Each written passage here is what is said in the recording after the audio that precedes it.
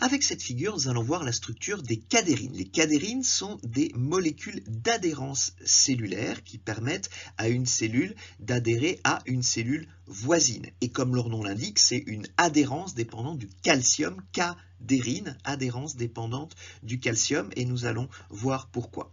Alors la structure générale des cadérines, c'est une protéine transmembranaire avec un domaine intracellulaire, un domaine transmembranaire et un domaine extracellulaire qui est composé d'une répétition de 5 éléments qu'on appelle des domaines EC.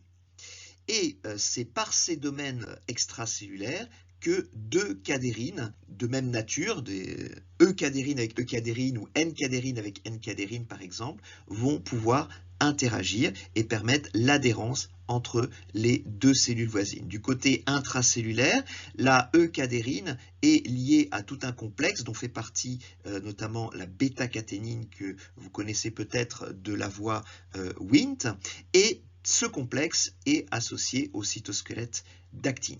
Alors maintenant, si on zoome sur le domaine extracellulaire de la E-cadérine, on va voir pourquoi est-ce que le calcium est important. Ici, vous avez la structure tridimensionnelle de ce domaine extracellulaire avec la répétition des domaines EC. Il y a 5 domaines EC en présence de calcium et ici en absence de calcium. Et on se rend compte que ce n'est pas du tout la même forme. Ici, en présence de calcium, le domaine extracellulaire prend une conformation particulière, rigide. Les domaines EC ne peuvent plus bouger indépendamment des autres, et donc c'est cette conformation particulière qui va permettre l'interaction avec un autre domaine extracellulaire de la même cadérine, alors qu'en absence d'ion calcium, eh bien on voit que la conformation est différente et chaque domaine EC peut bouger indépendamment de l'autre et des autres, et donc ça donne une conformation qui ne permet pas l'adhérence avec une autre molécule de E-cadérine.